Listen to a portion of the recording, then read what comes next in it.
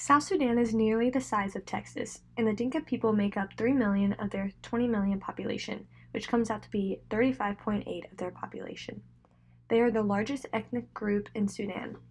Within the Dinka people, there are 25 separate tribes, making it hard with large numbers to establish their differences.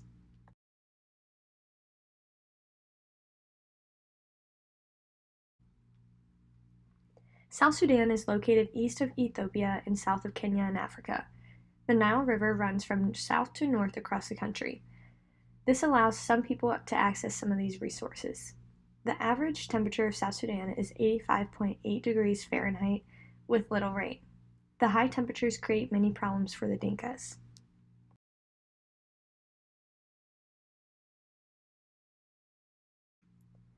Last February, the United Nations declared a famine in South Sudan. Dinka people still struggle today with limited resources of food and lack of variety. Their meals typically are rice and porridge with very little sugar or flavor. They value their cattle, and if they're not selling the cattle to other people, they will slaughter the animal themselves for their food.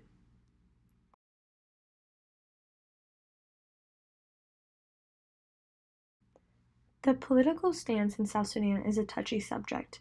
There are two sides of the government, but they lack structure. Their government ranges from teenagers to older men suited in military wear with guns. Civil war between the two sides happens frequently and causes dysfunction in the community. South Sudan used to be a part of Sudan until they gained independence on July 9th in 2011.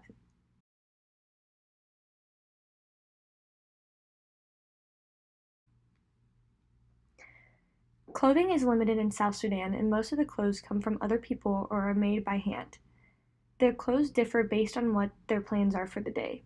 For example, in this picture, they are in loose shirts and shorts. And the next slide, you will see the girls' outfits for school, where they are more formal.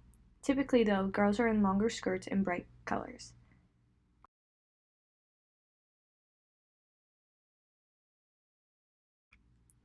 Education is also limited in South Sudan. 2 years ago, my grandma built and funded a girls' school, which is now up and running. The girls' uniform is pictured where they wear a blue button-up shirt and a choice of gray shorts or pants. The girls are required to live in the dormitory next to the school.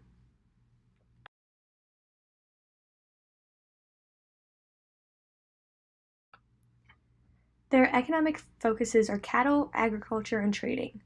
Cattle is seen to be the biggest source of wealth and money. The Dinka people value and treasure their cattle, but when times are rough, they are forced to eat instead of sell. Fun fact that there are more than 400 words that can be tied to the word cattle in the Dinka language. Women are the gatherers while men are the hunters. The women travel to the Nile to get water and wash clothes.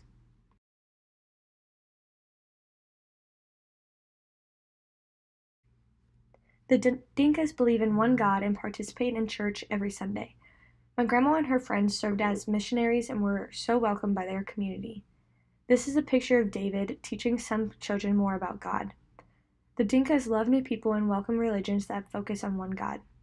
Their Sunday church typically lasts a little over 3 hours of singing, dancing, and listening to their pastor.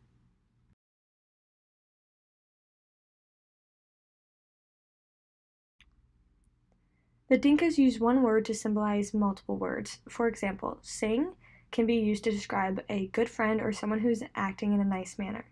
Even though they do have their own language, some can speak English, but most need someone to translate. Their main language would be Nilo-Saharan, which is a branch off of 5 other major languages.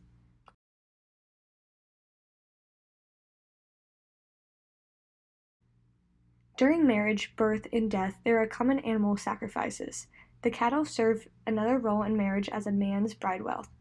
The more cattle one man has, the more interested and valued he becomes. In the Dinka culture, a man may have multiple wives or date multiple women. Even though it is looked down upon, the man still serves more power and sometimes can get away with more things.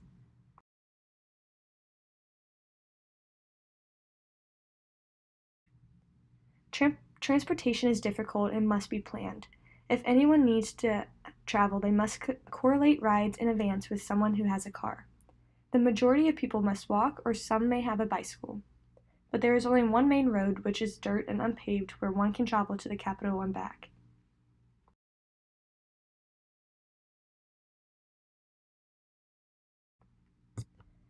Traditions. The Dinkas value their ancestors and embrace their culture from years ago. Oral tradition was very important until 1930 when formal education began. Even though education began, it was not easy and accessible as it is here in the United States. Education is a privilege, and many people want to be educated but don't have the resources or there is limited space.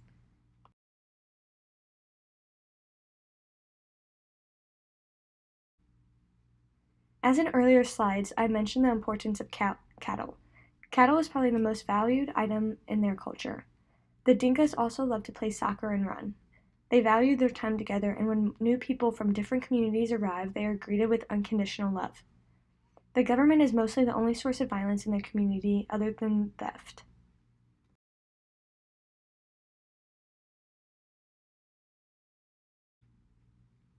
Most families are based on kinship and are self-sufficient on producing their own food and housing. Their housing is very different and sometimes can be made out of grass and hay, sometimes brick and concrete if they can get a hold of it. But 93% of houses are made from the mud and grass. The people are content and live their life as we do, just adapting to what they have always had.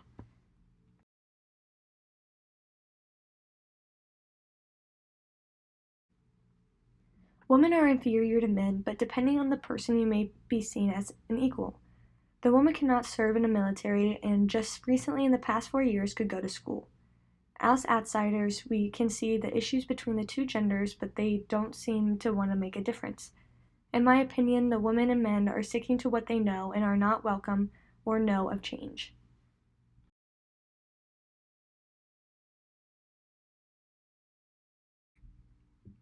The Dinka people are composed of a variety of ethnicities but all share the African race.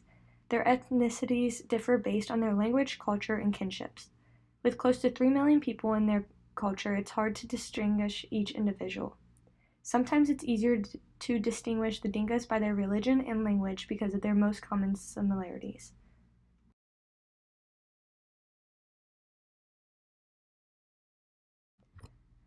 All of South Sudan lacks medical resources, and many people suffer and die to the lack of help and medicine. All of the times my grandma has traveled over, they always bring a doctor to help with their local doctor in South Sudan. The Dinka's local doctor serves as a caregiver and a lifesaver. Sometimes there may be an American doctor living in Sudan for their life or a certain period of time, which really improves their life expectancy.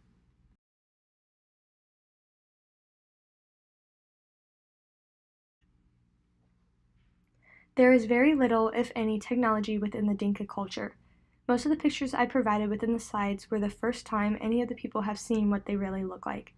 People do not have any mirrors or cell phones available, so the camera was a beautiful invention to them.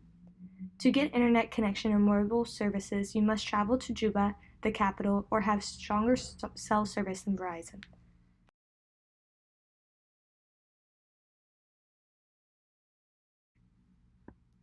The Dinkas use the same calendar as we do in the United States, except most of them do not go by it. They usually go off of when the moon sets and when the sun rises. The day or month does not serve relevance to them.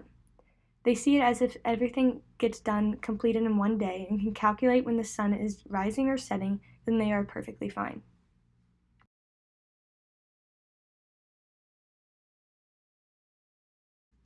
The South Sudanese people love missionaries and welcome everyone that wants to contribute to understanding and loving their life. The Dinkas are loving people who attach to you and leave a huge impact in your life. The Dinkas value us Americans and they celebrate us every time we make a travel over there. My grandma and her team brought over one of the Dinkas to America for the first time, picture below, and he is forever grateful. The differences were huge, but he was thankful for the opportunity.